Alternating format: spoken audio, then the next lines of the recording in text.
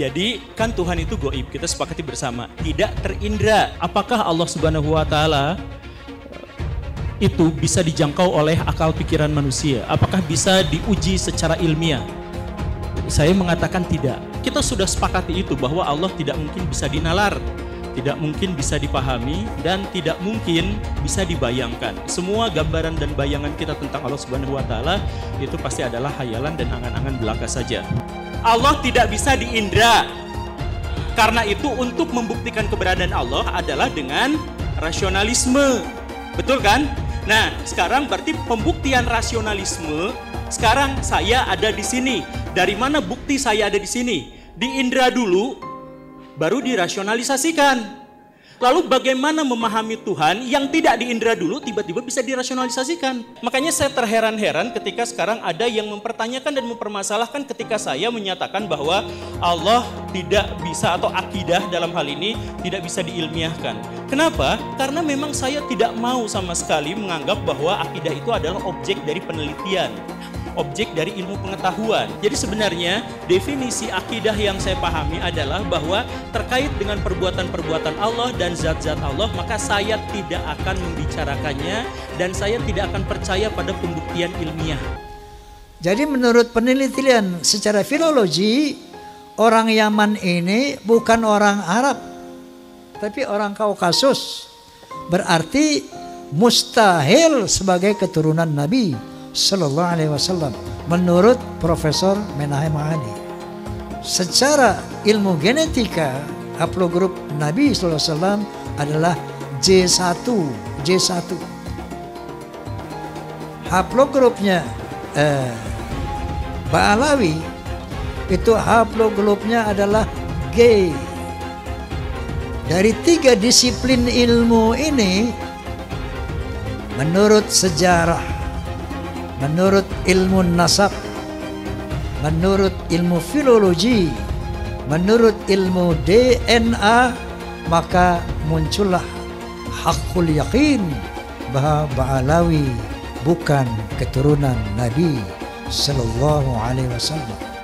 Tambahan lagi, keyakinan saya itu dengan berbagai macam arogansi dan khurafat-khurafat yang tadi saya utarakan, lengkap sudah hakul yakin saya. Para habib di Indonesia tidak bisa dianggap sebagai keturunan Nabi Muhammad.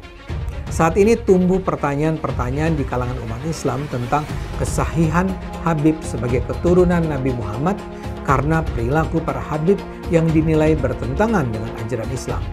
Secara genetis, mustahil para habib di Indonesia itu keturunan Nabi Muhammad.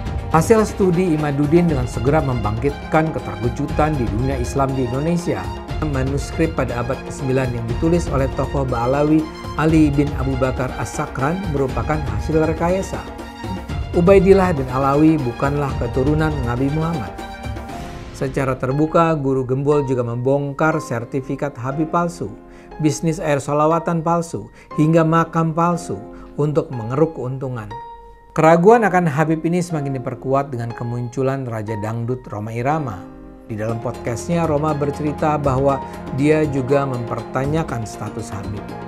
Dia membantah anggapan bahwa Wali Songo, Pangeran Diponegoro, atau penggagas bendera merah putih adalah Habib, seperti yang selama ini sering diutarakan. Karena itulah, Rhoma percaya bahwa Habib di Indonesia adalah memang bukan keturunan Nabi Muhammad karena kelakuannya yang tidak terpuji. Rhoma bahkan meminta para habib berani melakukan tes DNA untuk membuktikan mereka memang keturunan Nabi Muhammad. Apa yang disampaikan Kiai Haji Imaduddin, Guru Gembul, dan Rhoma Irama tampaknya sukses membongkar mitos tentang keutamaan posisi habib di Indonesia. Buat saya, apa yang terjadi ini adalah berkah bagi Indonesia. Sudah saatnya masyarakat Indonesia tidak lagi percaya pada mitos-mitos tentang Habib sebagai keturunan Nabi yang suci. Selamat tinggal mitos, selamat datang akal sehat. Sesuai dengan kajian ilmiah bahwa Anda tidak terbukti sebagai cucu Nabi, itu saja. La taqfu ma laysa laka bihi ilm. Jangan kau ikuti sesuatu yang tidak ada dalil. Kalau mau membela nasab Ba'alawi itu sahih, mana dalilnya? Ayo kita berdiskusi. Ayo kita bicarakan mana dalilnya. Kita sudah mengetahui dari para orang-orang yang membela tidak ada dalil. Tapi sekali lagi, apapun yang terjadi, ini penting untuk digarisbawahi. Apa yang kami lakukan itu adalah hanya sekedar kami ingin katakan bahwa Anda, pengakuan Anda sebagai cucu Nabi tidak terbukti. Anda bukan cucu Nabi. Imigran Yaman, ayo kita deportasi mereka dan lain sebagainya. Kenapa muncul sentimen-sentimen yang seperti itu? Pihak orang-orang dari kalangan habaib gagal untuk menunjukkan bahwa kami itu baik, rahmatan lil alamin, gagal untuk menyampaikan itu ke publik, karena yang ditampilkan itu apa? Kekerasan atas nama habaib, bahwa kami itu boleh melakukan persekusi. Bahkan Pak Habib Bahar bin Smith di pengadilan, ketika beliau sedang diadili, kemudian ada saksi dan kemudian beliau mengatakan, kamu tahu nggak siapa saya? Saya adalah keturunan Nabi. Kalau kakek saya begini, kamu tahu kakek saya seperti ini, kenapa kamu memberatkan? Kamu membuat kesaksian yang memberatkan pada saya. Itu kan sebenarnya menyakiti kaum muslimin. Karena ada orang yang melakukan kekerasan atas nama Nabi, diadili tapi minta privilege. Siapa yang melakukan itu? Golongan habaib. Saya Irma Suryani, fraksi Partai Nasdem, Komisi 9 DPR RI. Pemirsa, terus terang, kali ini saya akan memperbincangkan terkait dengan pengalihan atau klaim-klaim yang dilakukan oleh oknum-oknum yang menyesatkan sejarah kebangsaan Republik Indonesia dengan mengakui seluruh pahlawan-pahlawan bangsa yang berjuang merebut kemerdekaan sebagai bagian dari kelompok mereka. Saya sebut saja kelompok Ba'alawi. Terus terang, bagi saya, jika ada oknum-oknum yang mengaku-ngaku sebagai cucu Nabi, silakan saja, sepanjang tidak menyesatkan umat. Apalagi kemudian menyesatkan sejarah perjuangan kemerdekaan bangsa Indonesia. Maka saya teringat, saya tanya waktu podcast dengan beliau kemarin, kenapa? Apa awalnya Anda melakukan penelitian ini? Padahal beliau dulu yang membuat nasab tentang Ba'alawi ini. Lalu kata beliau, selama ini saya menyaksikan arogansi daripada oknum-oknum habaib yang jauh dari syariat. Jadi membuat doktrin-doktrin yang sesat, menyesatkan. Maka muncullah kecurigaan beliau. Maka beliau mulai meneliti. Nah tentunya ada sanggahan-sanggahan dan sebagainya. Nah sampai kepada tes DNA. Saya juga sudah podcast, barangkali antum sudah lihat podcast saya dengan Dr. Hugeng.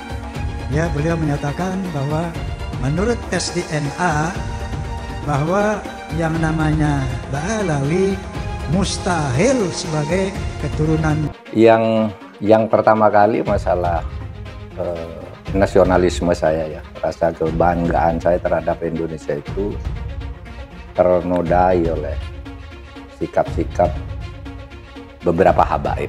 Ba'alawi kalau bagi saya bukan gitu ya, bukan turunan Nabi, karena dari filologi jelas ya, kemudian dari historik jelas, kemudian juga DNA yang terakhir itu. Saya kemudian tersinggung dari itu ketika peran ulama-ulama Indonesia dan para pejuang Indonesia itu diremehkan. Misalnya cerita bahwa proklamasi kemerdekaan Mei 17 Agustus itu karena bisikan Habib tertentu kepada Bung Karno, itu kan tidak pernah ada dalam cerita itu. Tidak ada Habib, cerita Habib ini tidak pernah ada di dalam sejarah, kecuali dulu menjadi Usman Yahya itu menjadi muftinya Belanda, yang mengharamkan kita melawan Belanda. Justru itu Habib yang jelas itu tertulis dalam sejarah. Kalau Habib berbisik ke Bung Karno kapan? Dan tidak pernah ada cerita itu. Nah kalau sekarang lalu Habib, lalu para pejuang dihabibkan semua kan, Diponegoro, siapa lagi, Imam Bonjol, Wah, itu kebanggaan orang Jawa loh di Ponorogo itu. Lalu dihabibkan. Habib dari mana? Ya, Habib dari mana? Gitu. Nggak ada sejarahnya. Saya nggak tahu ya Habib siapa ya yang ikut-ikut begitu itu. Berjuang kemerdekaan Indonesia itu. Artis dangdut jadi ahli nasab. Bagaimana ceritanya? Kapan lu belajar nasab? Saudara udah yang aneh-aneh. Ada lagi yang bisa ngomong mesemu. Gue juga bisa ngomong bebotol. Lu nggak paham gue ngomong bebotol. Astagfirullahaladzim, benar yang dikatakan Habib Ahmad tadi. Ini zaman nih omongannya udah kita pada nggak ngerti. Dia ngomong apa kita nggak paham. Yang begitu-begitu nggak usah diikutin saudara. Ulama yang lurus banyak, kiai yang lurus banyak, Habib yang lurus banyak. Alhamdulillah. Ngaku ahlu sunnah tapi nggak percaya karamah. Ini di medsos sekarang banyak. Kalau cerita-cerita karamah langsung dibilang itu khurafat, itu cerita bohong, itu pembodohan, saudara. Padahal yang diceritakan itu benar. Tapi memang, saudara, betul yang dikatakan Habib Hanif tadi, cerita-cerita karamah jangan diumbar. Karena nggak semua orang paham. Banyak yang imannya belum kuat. Saya katakan saya mendukung Rhoma Irama untuk mengklarifikasi soal Habib ini. Karena saya terganggu dan tersinggung terhadap perkembangan ini sesudah saya melihat tiap mau tidur saya lihat YouTube pertengkaran Rhoma Irama, Imaduddin, Gus Abbas dengan para habaib itu luar biasa, menimbulkan pro kontra. Lalu saya lihat apa sih masalahnya? Kalau saya sendiri pribadi, mau Habib itu turunan Nabi atau tidak, kalau salah ya kita koreksi, enggak apa-apa. Tetapi yang lebih dari itu kemudian ternyata muncul klaim bahwa Republik Indonesia itu ada karena Habib. Wali Songo itu semuanya Habib. Padahal Habibnya baru datang sesudah Wali Songo meninggal. Gitu loh. Lalu ini turun Habib ini. Imam Bonjol coba. Dibilang itu Habib Syahabuddin. Itu dari mana? Kok Imam Bonjol Habib Syahabuddin gitu. Lalu ada hurufatnya bahwa kakek saya yang nama Mugaddam itu bisa membentak malaikat mungkar dan nakir katanya. Mengklaim-klaim begitu dan orang yang tidak tahu, orang awam banyak yang percaya karena ini Habib yang ngomong. Ada yang mengatakan kalau Indonesia ini merdeka dibutuh oleh Habib ini. Bung Karno itu tanggal 17 Agustus dibantu oleh Habib siapa gitu untuk menyatakan kemerdekaan. Loh, kita tahu yang bantu tuh Jepang. Namanya Maeda di kantor dan di Maeda. Orang Jepang juga membantu. Orang Belanda yang membantu kemerdekaan ada juga. Namanya siapa? Edward Weizsäcker yang mendirikan 3 serangka. Ya Belanda juga. Ya, orang India banyak, orang Arab non Habib banyak, orang Cina banyak. Lah kenapa? Kok lalu diklaim oleh Habib? Ya kita sendiri yang paling dominan, yang lain tuh yang membantu. Kan gitu kalau saya ya, rasa nasionalisme saya. Itulah sebabnya saya dukung Rhoma Irama. Sekarang tanya sama ente, keturunan Nabi Muhammad, para habaib. Jangankan dia pekerjaan sia-sia. Andaikan dia gila, tetap dia itu Habib. Karena ini zatiyun. Masalahnya zat, darah, daging. Orang berilmu, ketika ilmunya hilang, dia nggak dipanggil orang alim lagi. Tapi zuriyah Nabi, keturunan Nabi Muhammad, seorang Habib, Sayyid Syarif, walaupun dia gila, tapi kehabaiban dia, kesyarifan dia, kesayyidan dia nggak hilang. Kenapa? Karena darah daging, zat. Seperti itu. Jumlah keturunan Nabi di Indonesia terputus nasabnya sehingga perlu diragukan. Perdebatan soal keaslian keturunan Nabi semestinya sudah cukup menyadarkan umat bahwa silsilah dicatat oleh manusia dan karenanya bisa mengandung gaib. Terbongkarnya jual beli gelar Habib merupakan bukti lain bahwa status Habib bisa saja didapatkan dari rekayasa. Karena itu, fanatisme terhadap keturunan Nabi patut dikritik. Hal itu juga mengingkari kodrat bahwa setiap manusia terlahir setara. Negara ini dibangun dengan pajak, menjadi APBN, kemudian untuk membangun. Dan yang berkontribusi pajak itu adalah paling tinggi etnis Cina. Bukan habaib yang mengaku mulia.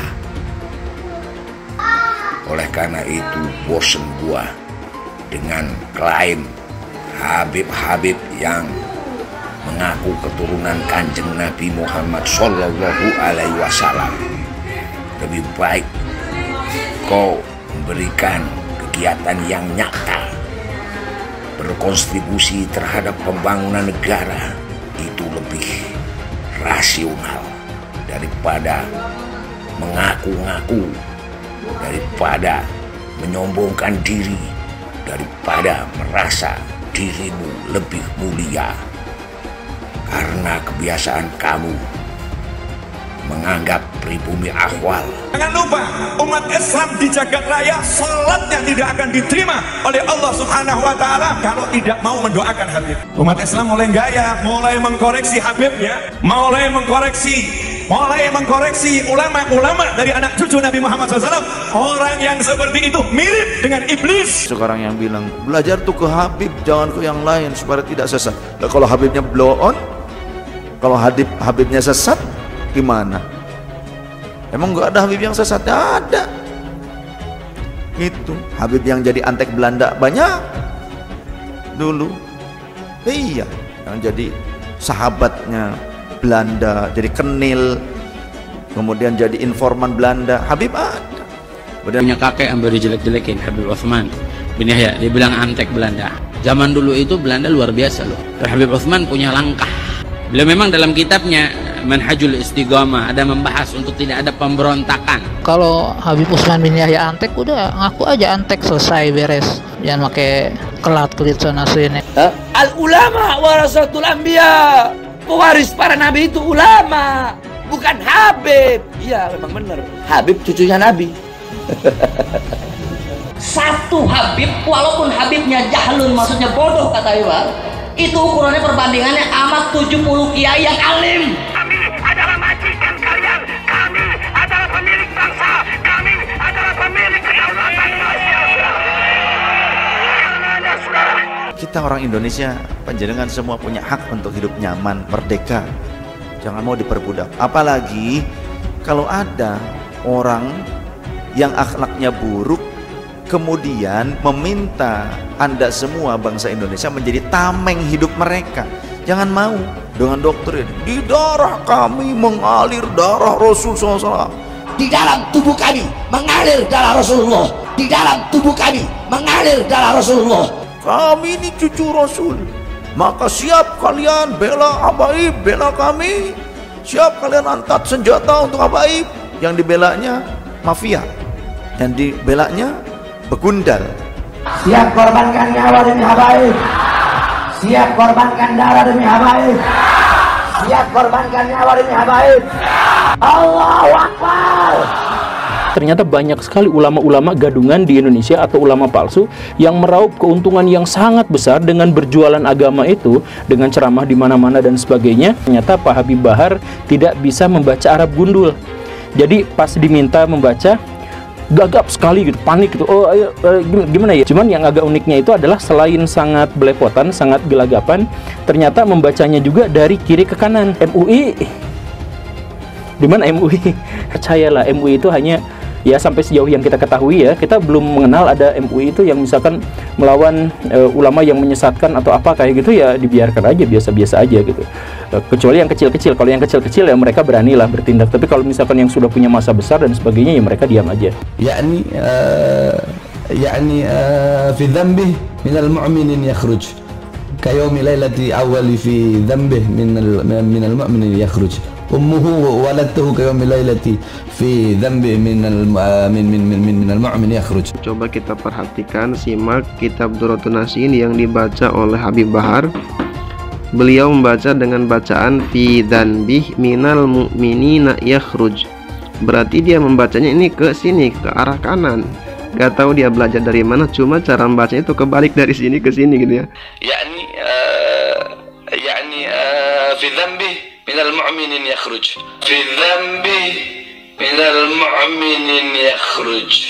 Habib Bahar ini kenapa kemudian ditertawakan oleh banyak teman-teman saya? Awalnya saya pikir itu biasa aja gitu ya, kalau seorang Habib Bahar baca kitab kuning. Nah, Habib Bahar membaca kitab kuning, kitab bahasa Arab, dari kiri ke kanan. Jadi penasaran kalau Habib Bahar baca Al-Quran itu gimana? Apakah dari kiri ke kanan juga? Fidam di minal mu'min yakhruj ini emang Emang secara susunan kata itu nggak memungkinkan gitu. Tuhan menakdirkan dia untuk dibuka aibnya di depan Refli Harun dan disaksikan oleh semua orang, dan kita akhirnya tahu bahwa Bahar nggak bisa baca kitab. Kalau dari sini gitu ya, setelah ini masih ada orang ngikuti Nabi Bahar, saya bingung itu karena apa. Dari sisi keilmuan dia nggak ada, dari sisi nasab sudah dipertanyakan dan kemudian diragukan karena nasabnya terputus, nasab Ba'alawi. Dari sisi pengetahuan keilmuan juga jelas diragukan karena nggak bisa baca kitab. Jadi kalian mau ngikut soal apanya gitu. Satu Habib, walaupun Habibnya jahlun, maksudnya bodoh kata Iwan, itu ukurannya perbandingannya amat 70 kiai yang alim. Kalau Yesus anak Tuhan, bidangnya siapa? Karena di salib itu ada jin kafir. Kita percaya salib itu lambang mulia, bukan jin. Hai teman-teman, tahun ini adalah tahun yang bagus untuk trading di market kripto, terutama Bitcoin dan kripto lainnya. Teman-teman bisa gunakan kesempatan ini untuk mencari cuan dengan trading di market kripto. Untuk trading, teman-teman cukup registrasi dengan menggunakan link di kolom deskripsi, lalu deposit, tentukan apa yang ingin kalian tradingkan, lalu tekan tombol buy. Sesimpel itu. Jika ada pertanyaan, teman-teman bisa hubungi WhatsApp di kolom deskripsi. Saya juga mau mengajak teman-teman untuk bergabung di komunitas trading yang ada di kolom deskripsi. Di sana saya akan memberikan sinyal trading yang bisa teman-teman ikuti. Seperti biasa, kalau kamu suka dengan video ini, jangan lupa komen, klik like, dan subscribe. Apakah Allah Subhanahu wa Ta'ala itu bisa dijangkau oleh akal pikiran manusia? Apakah bisa diuji secara ilmiah? Saya mengatakan tidak. Kita sudah sepakati itu bahwa Allah tidak mungkin bisa dinalar, tidak mungkin bisa dipahami, dan tidak mungkin bisa dibayangkan. Semua gambaran dan bayangan kita tentang Allah Subhanahu wa Ta'ala itu pasti adalah hayalan dan angan-angan belaka saja. Tapi sekali lagi ya, makanya saya terheran-heran ketika sekarang ada yang mempertanyakan dan mempermasalahkan ketika saya menyatakan bahwa Allah tidak bisa, atau akidah dalam hal ini tidak bisa diilmiahkan. Kenapa? Karena memang saya tidak mau sama sekali menganggap bahwa akidah itu adalah objek dari penelitian, objek dari ilmu pengetahuan. Ilmiah itu dasarnya dari mana? Ilmiah itu adalah hasil akumulasi pengetahuan dan kesadaran masyarakat dunia. Jadi saya mohon maaf, sangat naif kalau ada yang mengatakan bahwa ini kan ilmiah versi Islam, ini ilmiah versi Barat. Gak ada yang seperti itu. Yang dimaksud dengan ilmiah itu artinya salah satu karakteristiknya adalah dia sudah teruji oleh metode yang bisa diulang di banyak tempat, di banyak waktu. Jadi artinya apa? Lintas batas, lintas benua. Stop menjadi fasis dalam ilmu pengetahuan dengan mengatakan ada ilmiah versi Islam, ada ilmiah versi Barat. Jadi kan Tuhan itu goib, kita sepakati bersama. Tidak terindra, oke? Tidak terindra. Karena itu satu-satunya jalan untuk bisa mengindra atau mengetahui Tuhan adalah melalui bukti rasionalisme. Karena indra tidak bisa. Iya, betul ya? Iya, betul. Nah, artinya apa? Rasionalisme tidak bisa membuktikan apapun tanpa indra. Gitu kan? Oh, begitu? Oh, begitu kalau dibalik? Ya, iyalah. Coba ulang premisnya, coba ulang premisnya.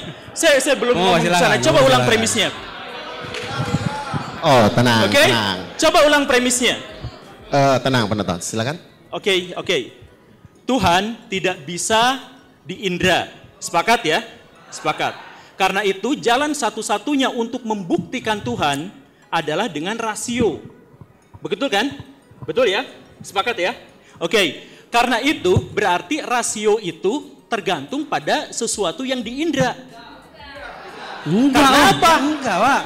Kebalik itu, kebalik logikanya. Kebalik apanya? Loh. Ya udah. Oh, silakan. Jadi sebentar. Ya. Saya ulang lagi dari yang Saya ulang lagi ya. Allah tidak bisa diindra. Karena itu untuk membuktikan keberadaan Allah adalah dengan rasionalisme. Betul kan? Nah, sekarang berarti pembuktian rasionalisme. Sekarang saya ada di sini. Dari mana bukti saya ada di sini? Diindra dulu, baru dirasionalisasikan. Lalu bagaimana memahami Tuhan yang tidak diindra dulu tiba-tiba bisa dirasionalisasikan? Cara pembuktian, saya garis bawahi ya, cara pembuktian saya ada di sini itu pakai indera dulu. Betul ya? Betul ya? Baru pakai rasio dulu. Baru rasio kemudian. Begitu kan? Nah, kalau tidak di indera dulu, cara merasiokannya gimana? Membandingkan informasi-informasi. Artinya apa? Rasio. Nah, sekarang di dalam Al-Quran justru disebutkan bahwa Allah itu tidak ada bandingannya. Tidak ada yang setara dengannya. Lalu bagaimana cara kita merasionalisasikannya? Kalau misalkan ada yang mau, itu berarti melanggar kaidah ilmiah di satu sisi, dan di sisi lain itu bertentangan dengan doktrin awal Islam, bahwa Allah tidak mungkin bisa dirasionalisasikan. Studi ilmiah itu dimulai dari konfirmasi indrawi, dimulai dari, bukan secara keseluruhan. Jadi kalau misalkan sesuatu belum dikonfirmasi secara indrawi, maka pihak rasional menjadi sulit untuk bisa dicapai. Tadi Pak Nuruddin itu mengatakan bahwa untuk memahami Allah itu digapai dengan rasionalisme diantaranya, begitu ya?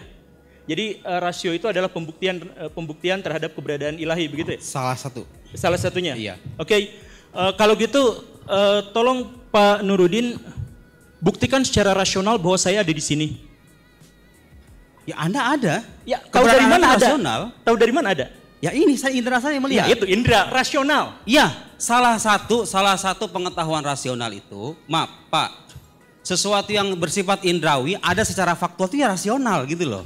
Pak Arbi ada di sini, Pak ini ada di sini. Itu rasional. Bapak tadi mengatakan Allah tidak bisa diindra. Iya. Karena itu pembuktiannya hanya dengan menggunakan rasional. Itu kan hal gaib, Pak. Bapak kan hal yang tampak. Iya betul. Maka sebentar saya mau nanya ini yang paling dasar aja dulu ya. Saya jawab.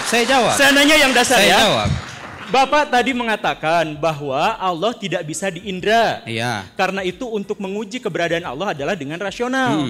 Nah, kalau demikian berarti rasional itu bisa dijadikan alat bukti, begitu kan? Iya. Nah, buktikan saya ada di sini.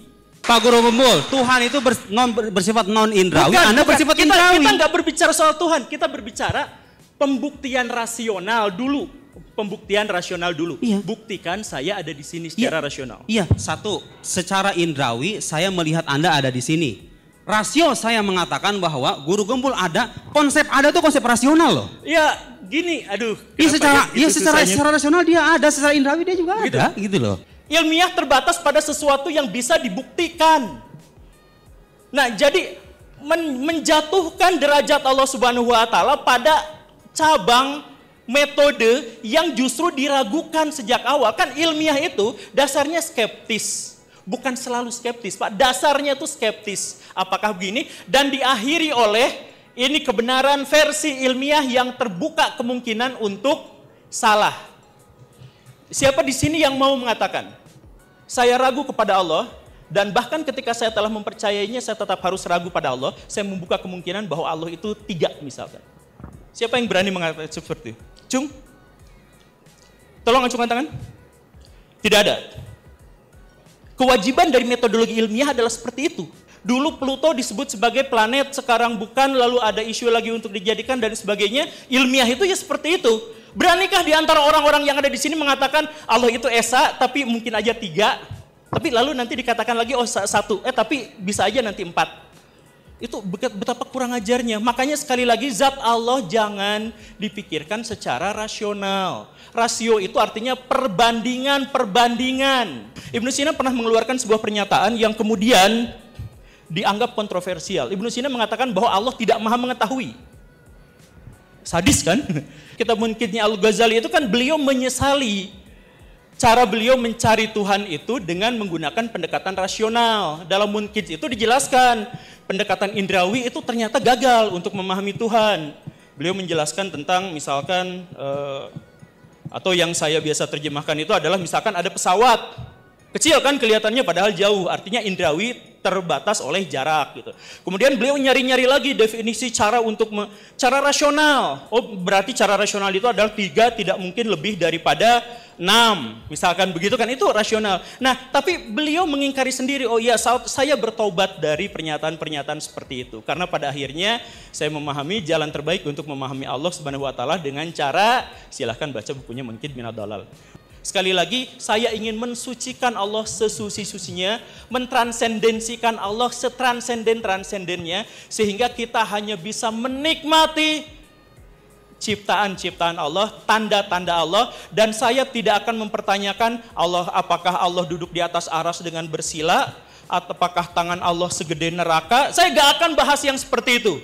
Saya akan mengabaikan itu semua. Jadi sebenarnya definisi akidah yang saya pahami adalah bahwa terkait dengan perbuatan-perbuatan Allah dan zat-zat Allah, maka saya tidak akan membicarakannya dan saya tidak akan percaya pada pembuktian ilmiah. Takdir Allah dibicarakan, apakah begini dan begitu. Sifat Al-Quran itu apakah makhluk Allah atau bukan. Kenapa yang dibahas itu adalah hal yang semacam itu?